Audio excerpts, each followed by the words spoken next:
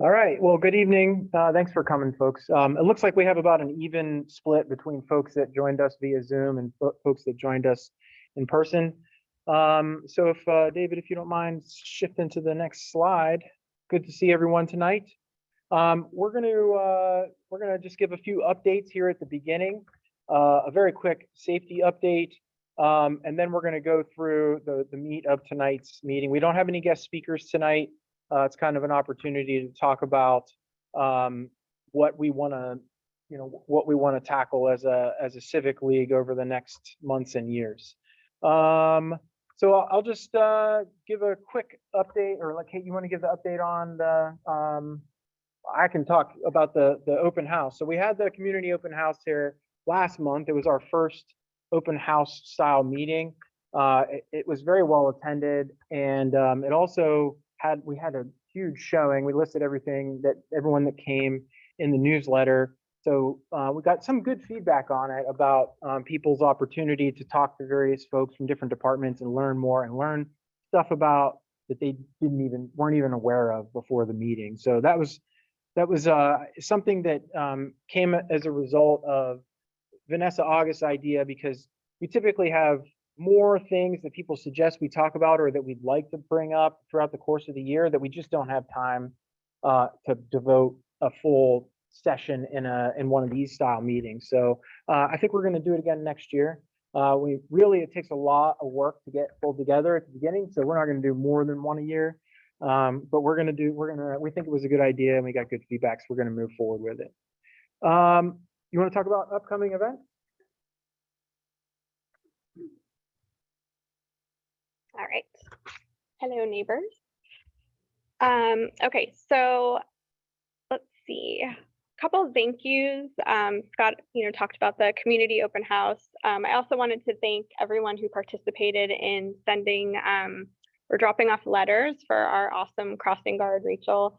She's just a bright spot in our neighborhood. And so we got a bunch of letters and I dropped them off on the 8th with her for Crossing Guard Appreciation Day. So thank you everyone for doing that. She was really, really happy.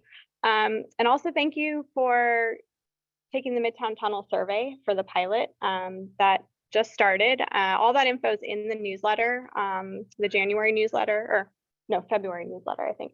So if you want to know what's going on with the Midtown Tunnel gate closure and that time change, go to our website and read the February newsletter. We also put a updated time period on the sign on the ramp for folks. Oh, good. Yeah. Okay, cool. That's good to know. A little bit of neighborhood information. As far as Redgate and the road work that's going on there, the meter vault, that's probably going to be going on. The update says early 2023. I believe in the February newsletter as well, there's a link to the HRSD website that will give you an update if you kind of want to see what's going on with that. And then the tennis courts, the Fergus Reed tennis courts are open. So we can get back to that pickleball that everyone loves. Let's see. What did you say? Yeah. All right, so events that are coming up. We are going to do a neighborhood happy hour again at Smart Mouth, February 28th, 5 to 7. We are going to participate in the Great American Cleanup, and we're going to do kind of similar to what we did last year. It's going to be on March 3rd, but we're going to do it at 5 o'clock. It's like a Friday after work. Come help us clean up Taylor, the front yard where all the gumballs are. We're going to clean all that up so that when the kids go out front to play, they're not rolling around and stepping on gumballs. And then we're also going to try, if we have enough people, we're going to kind of break the groups up, and whoever would like to go over to Hampton and work on the trash along Hampton, we're going to do that as well if we have enough people. So mark your calendars, March 3rd, 5 p.m. And then after, we're going to walk over to Benchtop and we can enjoy some beverages together for our hard work. Then we're going to do our Shamrock scavenger hunt. It's March 15th to the 19th. And this is something we did last year. There's a few houses. There's going to be about 5 of them that will have prizes. The scavenger hunt list will be on our website and on our social media pages. Just print it out and you can walk around the neighborhood, and families, kids, whoever is interested can look for all the different festive St. Patrick's Day decorations. Check it off the list and you'll find some pots of gold with some prizes. And then lastly is our April 22nd quarterly Adopt a Spot cleanup, and that's for Earth Day. So it's going to be same place, Orpax, Redgate. We picked up a lot of trash last time along Redgate, along like where Norfolk Southern Roadway is, and then into Chelsea. So we would love to have more people come out and help us because there is a lot of trash. And then let's see. Street sign post painting is moving along. We just bought more paint today, so we're going to refill the cans, get the kits set back up. I have a list of a couple people who are already in line waiting. Just go ahead and email us at the feedback email, and we'll add you to our list. And then as soon as more kits come in, we'll send them out to you. We are applying for the city's mini grant. It's their block by block mini grant. So hopefully we'll get that sent in next week. And then if we get the grant, we'll use that money to get more paint kits so that we can get more posts painted and get that project finished up. We have 9 done and there's a total of 51. So we have more to go. And then this update is from Officer Dreer on safety. Are you doing it? Oh, okay. So we are all set. And if you guys have any questions, you can just reach out to our feedback email, and that's it. The only thing I wanted to add about the Midtown Tunnel, so the pilot is to leave the gate that restricts you from going into the tunnel from Chelsea open longer. Basically, for all intents and purposes, it is now closing after the shift turnover at MHI, right? So shift turnover happens, I think, at 3 o'clock in the afternoon. Everyone that would go into the tunnel would just go directly in, and then at 4 p.m. the gate closes until I think 6 p.m. So they're going to put down once it's had people get word that the gate is open. What the concern being that cut through traffic through the neighborhood, right? So if Hampton backs up, people know that they can now cut through the neighborhood. So we're going to let this stabilize a little bit as far as people's knowledge, tribal knowledge of what is available and what is not available. And then we're going to put the counters back out in the same locations we used to, but we're also going to be, we would like your feedback as it goes on to see changes. Like for instance, you live on Redgate. If you're seeing less traffic at 3 p.m. on Redgate, that's something we'd want to know, right? Good, bad, or indifferent. We want to know your feedback on this because the city's looking to us for feedback and to see how things go. So, all right, quick safety update. Chuck Dreer couldn't make it tonight. If you could go to the next slide, I appreciate it. So from January 1st to February 16th, these are the numbers for the neighborhood, right? 2 stolen vehicles. I want to point out that they're both Hyundais. I got told by someone at an event last week that certain insurance companies are no longer insuring Hyundais and Kias, just not doing it. Yeah, right.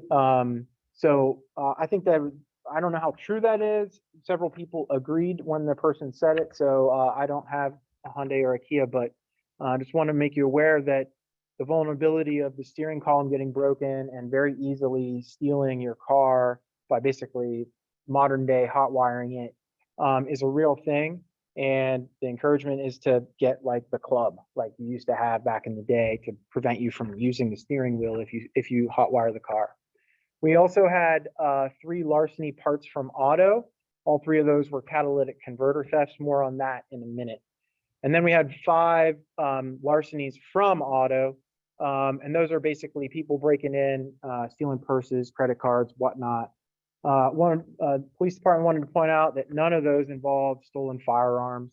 And I think they're going to make that a point of emphasis going forward. That's something we brought up at the the Ghent task force meeting with city council and some folks from the police department. Look, you keep telling us we want to know. We want to know when there was a gun stolen so we can provide that community peer pressure for people to stop leaving guns in their cars. More on the catalytic converter thefts. Officer Dreer shared this information. This fine, upstanding citizen here. This is a previous arrest photo, but he is suspected and there's a warrant out for his arrest for catalytic converter theft recently. He was last seen driving a dark colored Volvo sedan with Virginia temporary tags. So if you see him, do not confront him, just call 911 and let the police know where you might have saw him. Any questions on that? Feedback on the crime report, safety update? All right.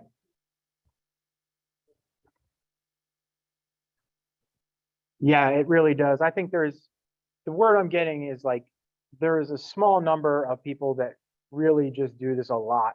And so it ebbs and flows with that, people getting arrested and new people getting into it. It's not like there's dozens and dozens of people stealing catalytic converters. It's like there's a few that are just really making a living doing it. I don't know how they're selling them, but they are.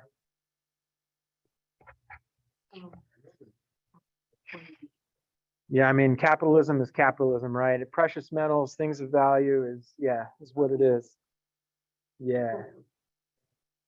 Yes, there's a market. If they're doing it, there's a market. Okay, so if we could, I wanted to shift to the main kind of topic for tonight, and that is like the neighborhood priorities discussion.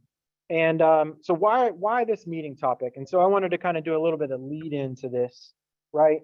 So I've been involved with the Civic League for a little over a year as the president. I was drafted, and I'm grateful that I'm doing it, no doubt. I say that in jest, but I joined as a Civic League coming out of the COVID situation. We didn't have meetings. Everything went on pause. Our tax identification lapsed with the state, right, and things like that. So my focus very early was kind of getting our internal Civic League house back in order, right? Getting our bank account in good order, getting our tax ID going, filing for taxes from previous years. We shifted our business model, if you will, from the dues-based model to the donation thing, which involved us having to get new bylaws adopted, and we're done with all that, right? David worked hard on getting our website up. There was a lot of kind of like get your house in order stuff going on over the last year. And I'm glad that we got that done. Now that stuff should be all on just like routine maintenance and not new construction on that stuff, right? The other thing that we did coming out of COVID for many reasons was trying to reinvigorate the sense of community here in the neighborhood, right? We worked hard at that, right? So we've had a lot of social events. We talked about, like, for instance, the street signpost painting, which is trying to build that sense of community back up, and we're getting positive feedback on it. We're doing the neighborhood cleanups, the same reason, right?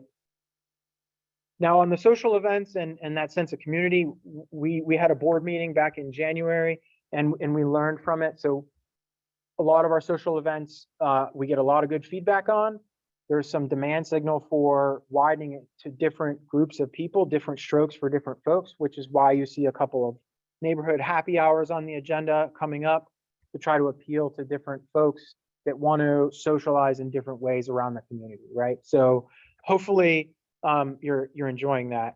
But we feel like we're on a good trajectory with that, right? So the next frontier, I think, is to think about the rest of our mission. And so what I did is I just cut and pasted the purpose statement out of our bylaws and put it up on the screen, right?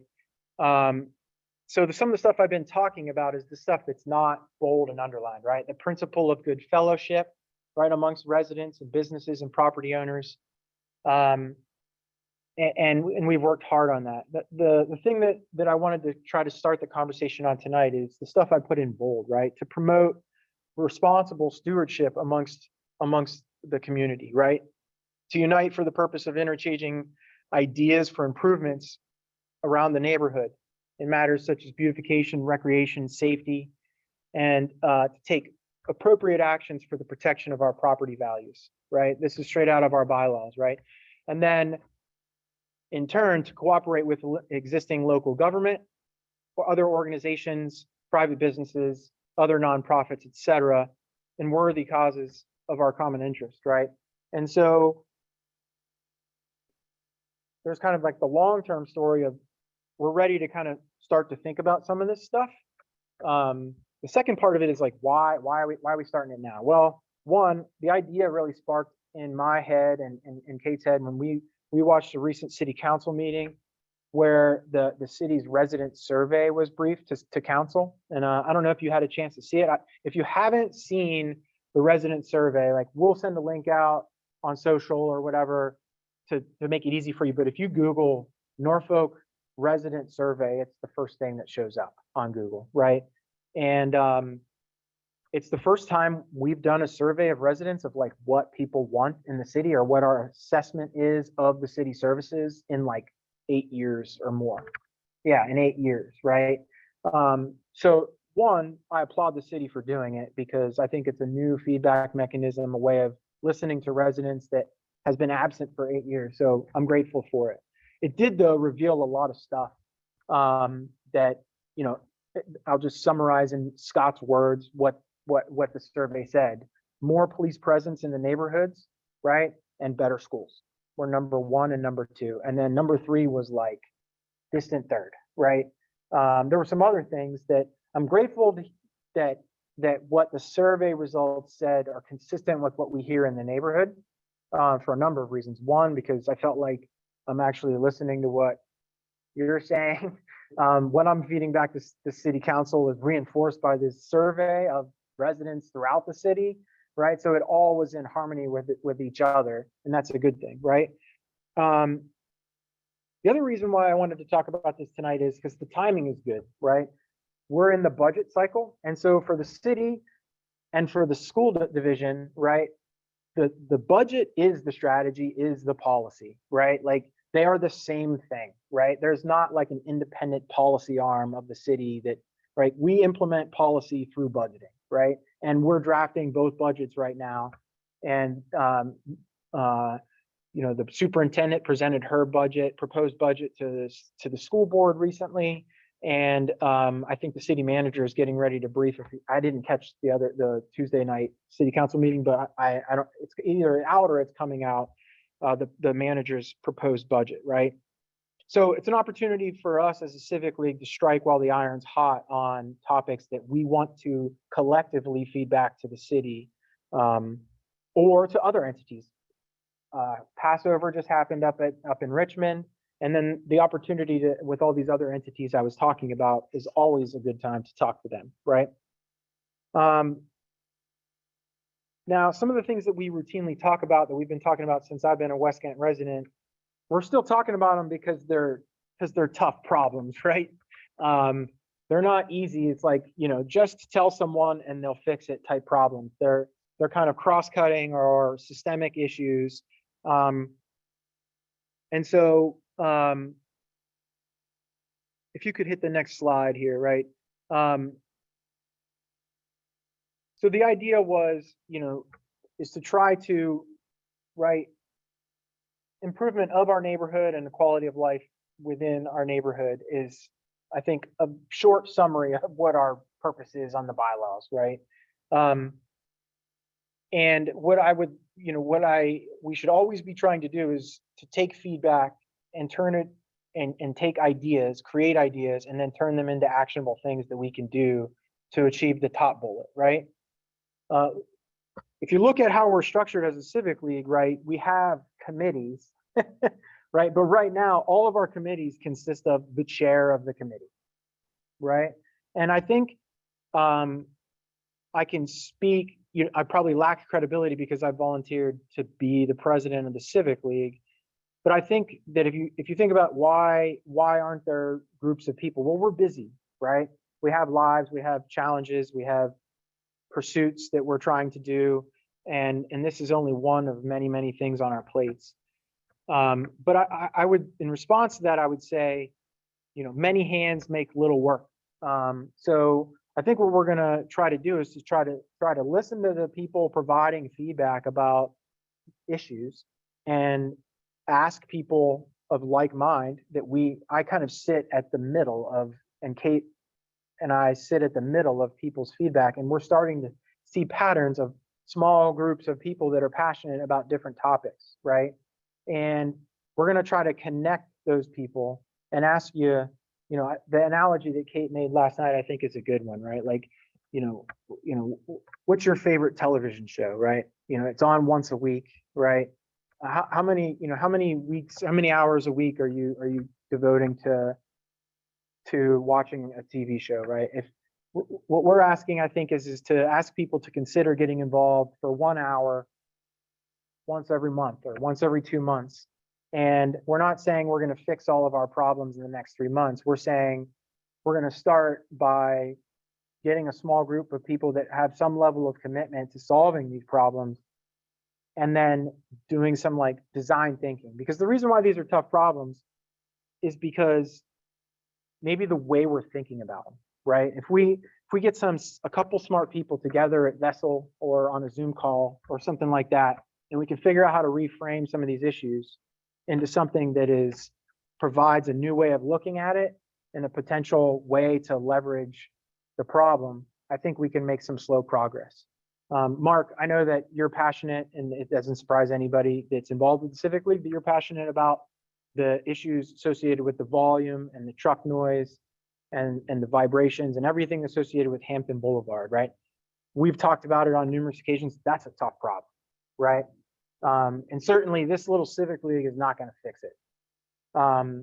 But what I do notice, and what I think you notice too, is that there is a little bit of a lack of creative thinking going on. And there's not a group of people that are collectively wanting, as residents of the city, advocating for the residents of the city on this topic. There's the Hampton Boulevard Task Force, but I think it kind of lacks fresh ideas. And so what I'm saying is we can take some of these ideas and field some of the, shape them up. And if plan A is up the level of enforcement of trucks driving in off hours, right? Then we write a letter to the city council saying the residents of West Ghent have an interest in sustained enforcement of trucks on Hampton Boulevard, right? And that's not going to fix the problem, right? But if we get involved with this local transportation thing that's happening as it relates to new bridges and tunnels, and we say one of the long-term goals for that needs to be the elimination of truck traffic on Hampton Boulevard, right? And that will shape that long-term goal, right? But if we don't collectively act, we're not going to influence that, right? What we've done historically is mostly talk to each other about it and be an echo chamber on it, right? Or one person writes one isolated email to one city council member. And, so one of the things that we're talking about is, here's a potential new way of thinking about it, right? Is what if we band together as a group of civic leagues all up and down Hampton Boulevard and get all of those civic leagues to collectively write a letter to city council saying that needs to be an objective for 2028 and beyond, right?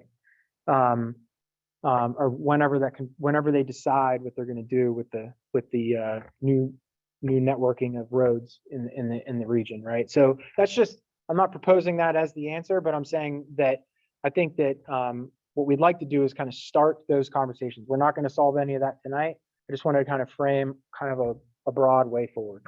So what we want to do is brainstorm ideas, brainstorm issues, okay, tonight that are worthy of action, right? And then start the process, I think, of identifying which ones that we want to get behind and organize around short-term, midterm, and long-term, and come up with strategies for those over the next months to start influencing things in our direction, right? It's a volunteer organization. We meet once a month, right? The board meets once every other month. So I'm not trying to say let's become a full-time job doing this. I'm saying, but if we come up with a strategy and execute that strategy over time, I think we'll be more successful than we've been the way we've been doing it, right?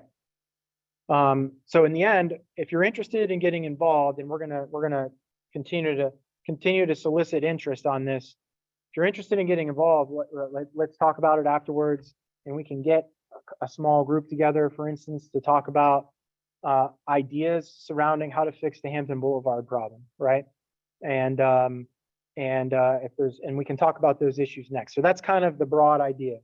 So David, if you could hit the next slide. So I just put these up here. I know it's small text. Those of you that are on Zoom, hopefully you can see it better. But these are just things we've heard from you, right? And I'll just quickly read them in case you can't see it, right? Hey, why don't we have lights at Fergus Reed tennis courts? When are we going to get better traffic calming measures on our streets? You know, why do we have so much traffic volume and truck noise on Hampton Boulevard? When are we going to get shade structures for our playgrounds to make them more enjoyable and safe, right? Hey, why are we paying for painting our street signposts as a civic league? Isn't that what our tax money is supposed to do? Hey, what's going on with that study that the city was supposed to fund for turning West Ghent into a potential historic district? The perennial problem with parking in Chelsea, right? Hey, you know, why don't we have a reading program for our local students that involves our civic league? Topic from a recent meeting, right? Why is the funding for our school infrastructure not working? It's another topic that I know Mark is passionate about. Hey, why does code enforcement not seem to enforce code around the city, right? And then the last one is the noise from Lambert's Point, and you know, and Kate can attest to this. Those of us that live in the northern part of the neighborhood can attest to the daily earthquake associated with the train tracks at Lambert's Point, which has markedly gotten worse in the last year than it was previously. So I put those up there not as an exhaustive list by any shape, form, or fashion. It's more about these are kind of the issues that we're hearing, and this should get the juices flowing on what other things that you think are open issues that maybe we can solve. So at that, I'll kind of open it up for ideas. And as you talk, I'll try to write some stuff up on the easel, and we can air them out a little bit. Well, Scott, I think you've done a very good job of capturing a way of looking at things. I'd like that part about encouraging people to look at things differently, which involves listening to other people. I'm not. You're right. There are a lot of people.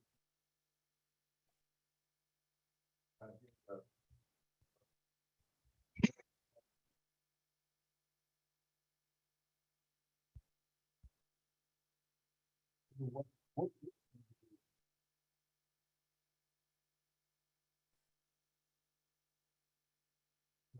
you know,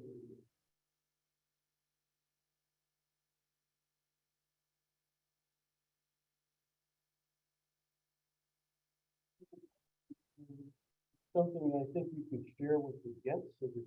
I have a particular complaint that a lot of people use the street parking, which is much more compromised over there than it is here, as a storage place for vehicles that they never drive, you know, and I think that should be something to approach the city about, you know, it is a city street and it's available for parking for everyone, but is it reasonable to let people just store cars that never move?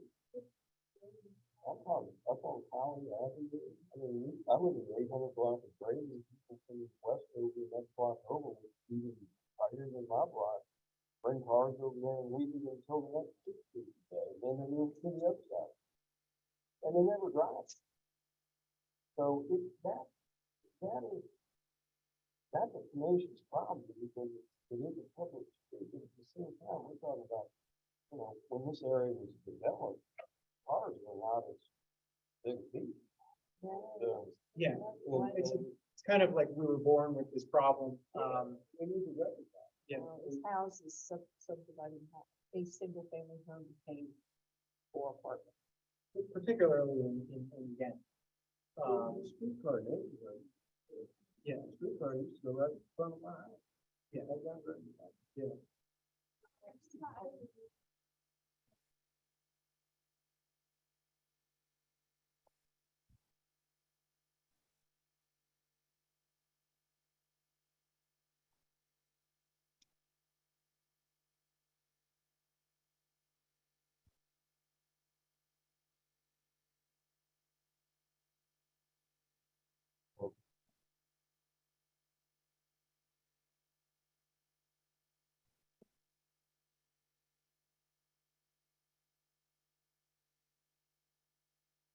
We, thanks, to Karen Reness, at the Ghent Neighborhood League, we did exactly that as it related to the Maury High School decision.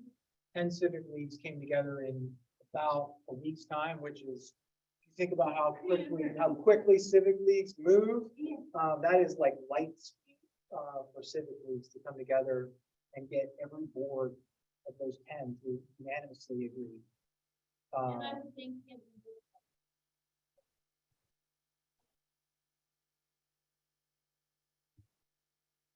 So if I could share a couple thoughts on that topic. Again, these are my personal thoughts. They're not speaking in any sort of official capacity, but I get invitations to something called the Norfolk Federation of Civic Leagues meetings. I think in its ideal state, that would be a venue that would be powerful. However, I see and personally, I'm not trying to impugn anybody, but I see some structural or cultural problems associated with the effectiveness of that organization.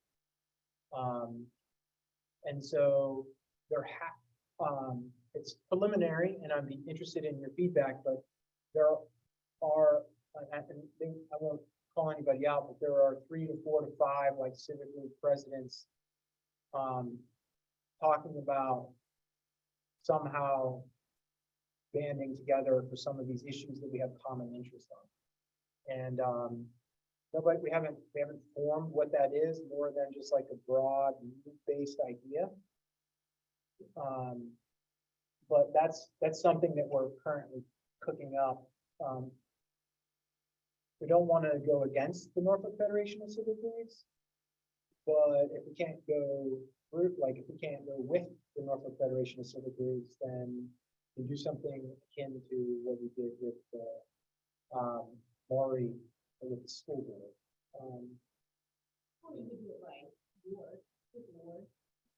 So yeah, right. Well, our interests over here are not necessarily the same. Yeah, I mean, which cuts across both super boards. So we originally said this, and it was like when we were very early in thinking of it, we said, oh well, why don't we do exactly what you said? It was like the West Side, there's a lot of issues that we share in common. It's like, well, that has a lot of connotation associated with it that we don't want to bring with us, right? But like, I'll use the example of Maury High School or Blair Middle School, right? What is I think they call it the service area or something or other. If you lay down the map of like, you live in this part of, you go to this elementary, whatever that is, right? If you look at Blair Middle School, right, there's folks from all different parts of the city. Whatever those civic leagues are, we share a common interest with, right? And you talk about, like, for instance, it's kind of cold to talk about things as far as property values go, but like it's important, right? And the single most important factor in the value of a home is actually the school district that it's in, right? And so we have a vested interest, no matter who we are in the city, of the success of our schools, because that is what's largely our biggest source of our wealth. For every single one of us in this room, the biggest source of our wealth is our property.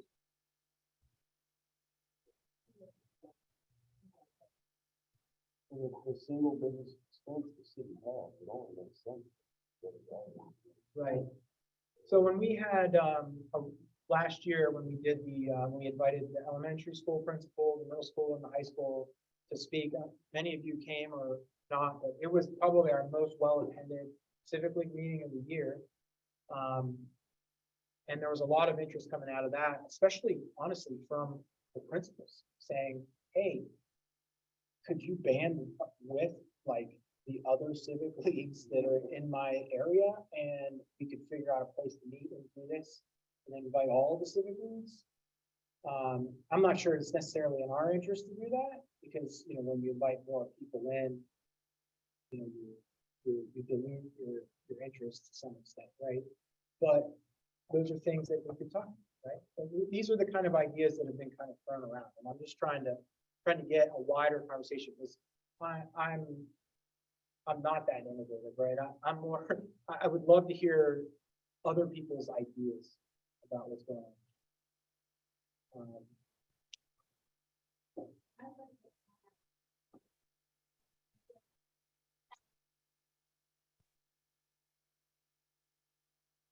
Could you repeat that? GRC over Lambert's track.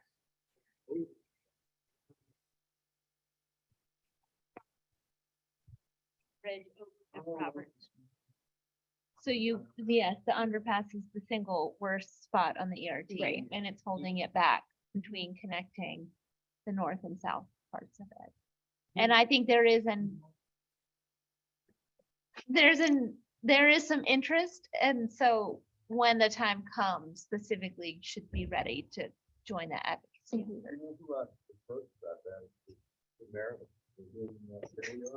They have real strong. They do. Yeah, They're gonna be at our meeting next month. Yeah.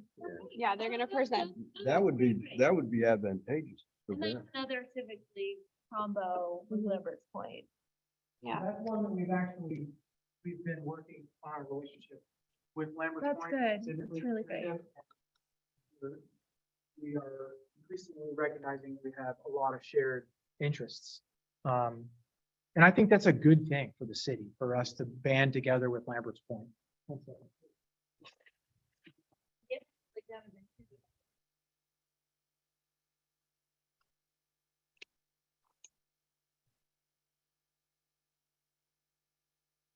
Anybody out in Zoom world? David, do you have anything on there? No comment. Okay, They're just having a hard time hearing. okay. So I'm gonna walk around with, that's why I'm. Apologize for the, So the overall audio. for, I think people who are on Zoom, people who watch this as a recording, I think for the topics that we have, I'm hearing Hampton Boulevard, ERT, the schools. Yeah, Don't they get a lot of donations? Is that something that they need help with?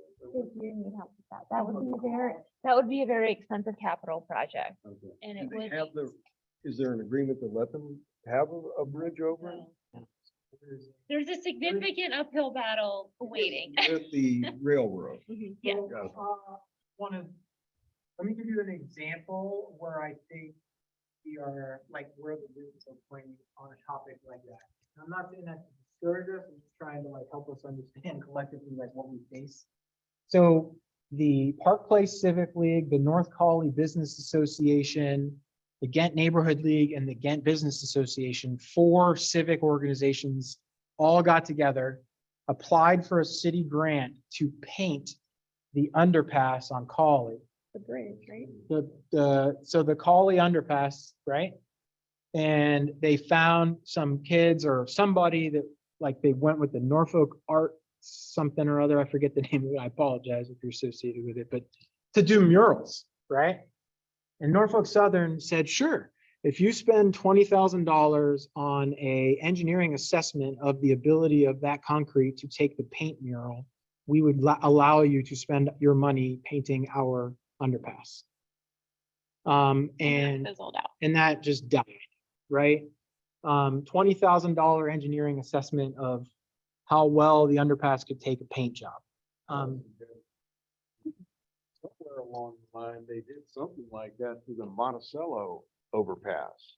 it's got some kind of a coating on it that it wasn't there, what, 20, 30 years ago. Right, it's like That- beige, it's like colored Yeah. walls. Yeah. So that might be, if they find out how that was done and try to follow that path.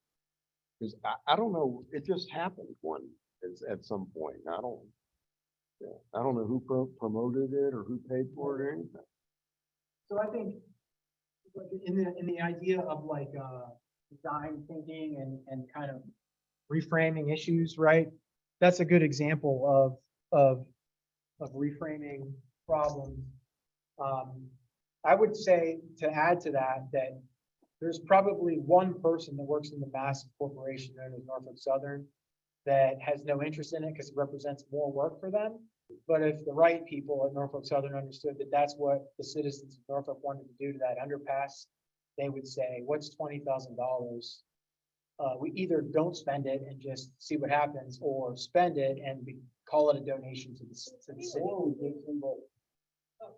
get somebody bold enough to go and talk to the president or whoever in Norfolk Southern, why don't you build that thing over the tracks that we are too? Yes, all of that is circulated in the background, all I will say is steady and excited when the time comes, jump on that. That's Yeah. what's happening.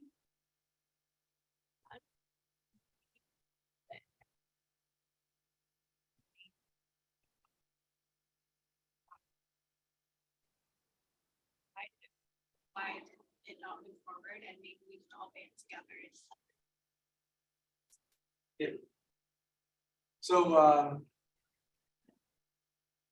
So let me just make sure I understand what kind of talk about the schools a little bit more maybe.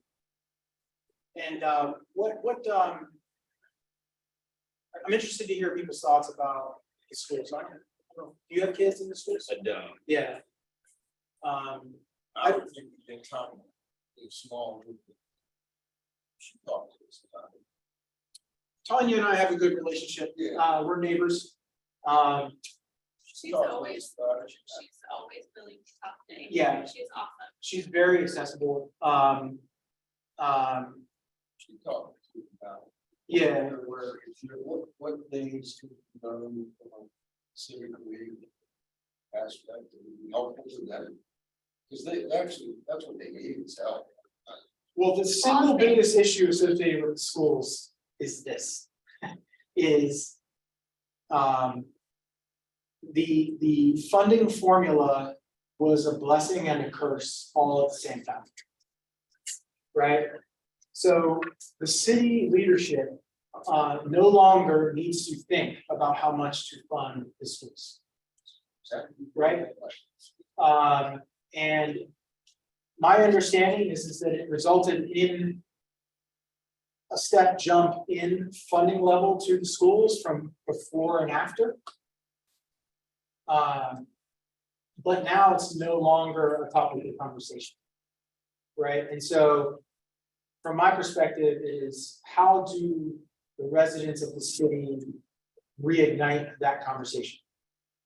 I did look at, so Mark and I participated in something called the Educational Planning Steering Committee or something like that, which is a fancy way of saying infrastructure planning for the schools, right? We participated on this advisory committee or whatever.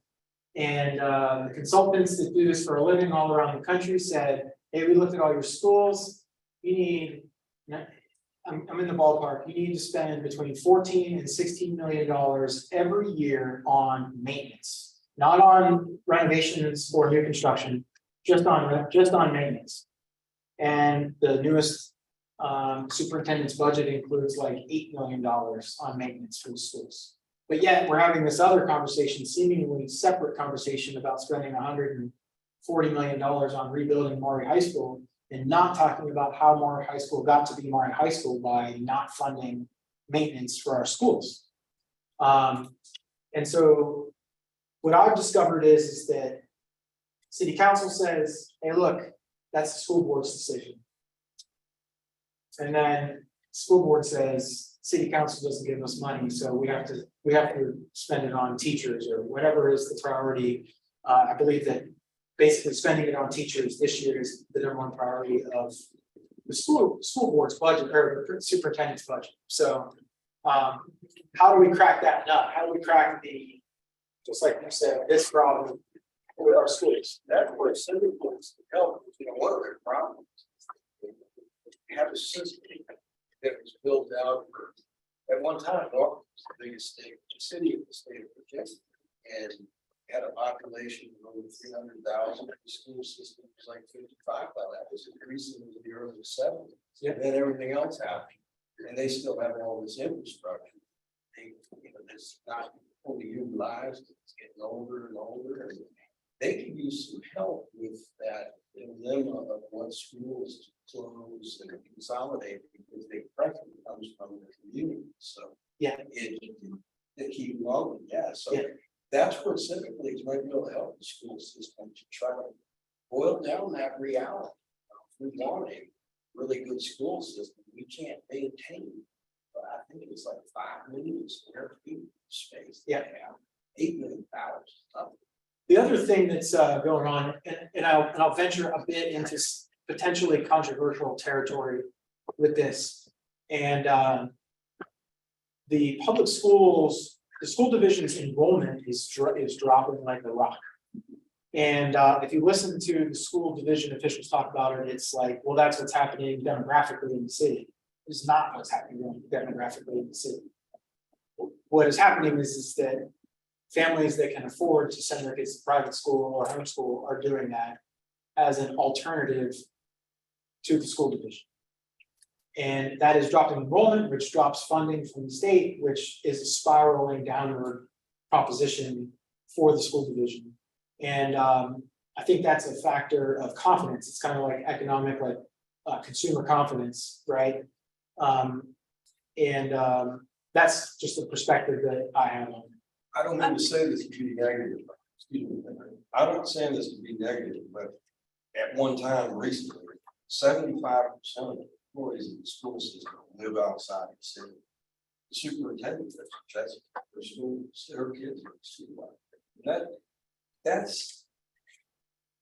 I'm only saying that because it's about the best evidence you can get that they don't have confidence. They want to live out in another city, but they'll work here. And that's a real problem. I I think mean, it's true one- in City Hall.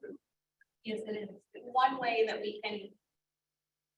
Really, the only way that's going to move things forward and make progress is people speaking up, so, and getting involved. And so I think if we want to tackle schools, one thing that I learned at the community open house, the NPS's community engagement, Ms. Brown was here. And she's just created on the NPS website a list of all the schools and all their like needs. It's like a wish list is what she called it. That's short term, right? Like that's one way that we can get involved as, as residents to help support the school in the situations that they're in right now and the needs that they have right now. So if you want to get involved now and do something now, that's one thing that you can do, and you can find, whatever school that's closest to you. Taylor wasn't on the list of that night when I was there, but there's plenty of other schools within, close to our neighborhood that we can get involved and help out. So I talked to her about registering our civic league as an organization and then staying connected with the various schools and their needs and how we can connect residents in the neighborhood who want to volunteer and get connected with the schools. So I think we kind of have to look at it as like, what are we going to do short term, long, midterm and long term, and really getting residents, whether you have kids, in the public schools, whether you, are retired with no kids, young professionals, like the schools affect all of us and it connects back to crime as well, right? We're not going to police our way out of the crime that we have, and we have to help. And we just start with education. So Yeah, I'm taking some classes right now as I'm transitioning into the private sector, taking an economics class. And it's funny because I was studying a concept called externalities, and it lists positive and negative externalities, and it lists education as the number one easiest to understand positive externality, right? The more that you spend on schools, the more like secondary and tertiary positive outcomes come from spending money on schools and education in the community. And I don't think we're talking enough about that, right? It's going to drive economic growth. I grew up in Pittsburgh. The steel industry left Pittsburgh before I was born. And the city went all in on education and medical in the medical world, right? And it reinvented itself as I was growing up. I mean, I was unaware of it, but you know, it's a great case in point of like, you know, the economy moved on and the city reinvented itself. And I think that this city, if it had the right vision, could do the same thing through a friend of mine who used to be the executive director up at Fleet Forces Command talked about this concept of, you know, there's a lot of heavy industry here in Norfolk associated with the shipyards and a lot of skilled trades around here. And he said, well, what if, you know, if Boston is known as a center of higher education excellence, right? Harvard, MIT, and all the other schools up there. Why don't we create Hampton Roads to be the Harvard of trade schools, right? And create the very best trade schools in the world and have the very best welding programs in the world and attract those people here. And then they, you know, you see what happened in Boston, like an economy grows around people getting comfortable living here for a couple of years while they're learning their trade, and they want to just stay here. So they want to look for a job at a local repair yard here in Norfolk.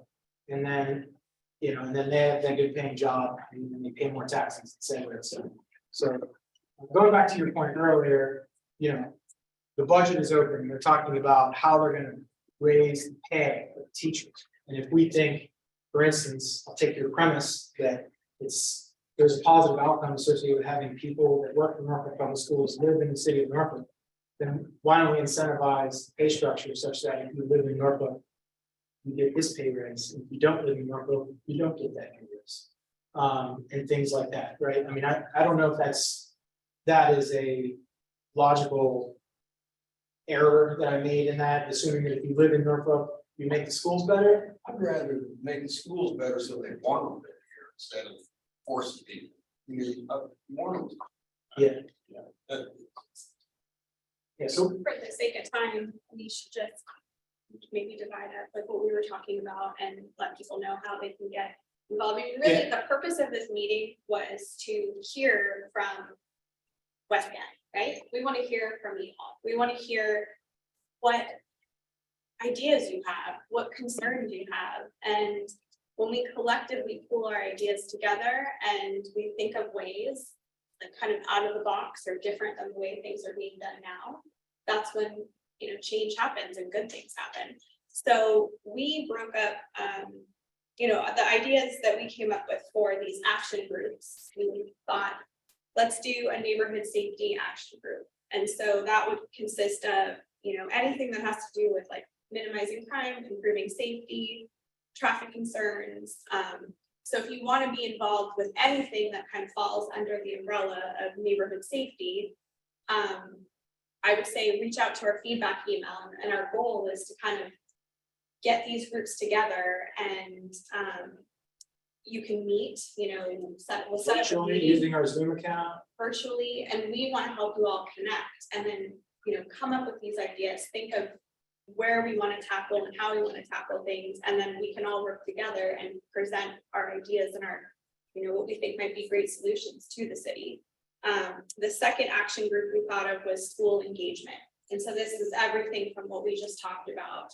And then also getting our civic league connected with the public schools in the area so that we can volunteer and make it easy. Because right now, some of the things I hear is there's hurdles, like people make a phone call and they don't hear back from anyone, or they say you schedule a civic league meeting on the same time as the science fair, right? Like that speaks to the level of coordination between the community and the school when. right. So if you want to be involved at all with school engagement, that would, you know, anything that falls within the public schools, it would be our action group for school engagement. And then the last one is neighborhood quality and improvement. So anything as far as community service, our adopt spot cleanups, beautifying West Ghent, protecting property values. And And some of these so, topics don't necessarily fit only in one bit, right? Like Hampton Boulevard is Part of it. safety. right, We all have safety concerns associated with Hampton Boulevard, Right. but it's also has a major factor on our property values, right. right? And so, I mean, we just need, it doesn't really matter, right? As long as we're addressing the topics, the benefits will come from addressing them, so. And I think like Scott was saying earlier about the, you know. I don't, David, can they hear? Does anyone? see? Okay. As far as timing, I mean, I have 2 kids. I volunteer a lot, not just with the Civic League, but with the various things that my kids are doing.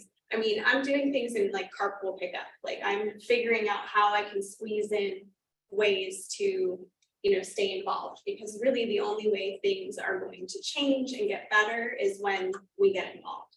And it doesn't have to be, like Scott said, you know, it's not a full-time job, so just make the time, if you can just devote 1 hour and say, hey, I want to volunteer, I can do, you know, 1 hour a month, I can do a meeting, and then, you know, from that meeting, I have some connections and I can send some emails or I can make some phone calls, and that's what I can give to the Civic League to volunteer. So that's kind of what we're hoping, is that we can get some more people to join our 1-person committees that we have right now, which would be awesome. We have really great people that volunteer when we have our events, and people step up and they're happy to, you know, contribute and volunteer for our events. And so now this is like the next step. I think that we really want to see our committees grow, kind of similar to the Civic Leagues for Colonial Place or Larchmont, just from talking to them and seeing how their committees work. We want to, you know, we want West Ghent Civic to grow like that. So if anyone has any questions, you guys have any thoughts? Concerns? No, I think this is a very healthy discussion. It's how to get people interested. Involved is really. I think once you get people talking about this stuff and find a lot of people who have strong feelings about this, there's no coalesce.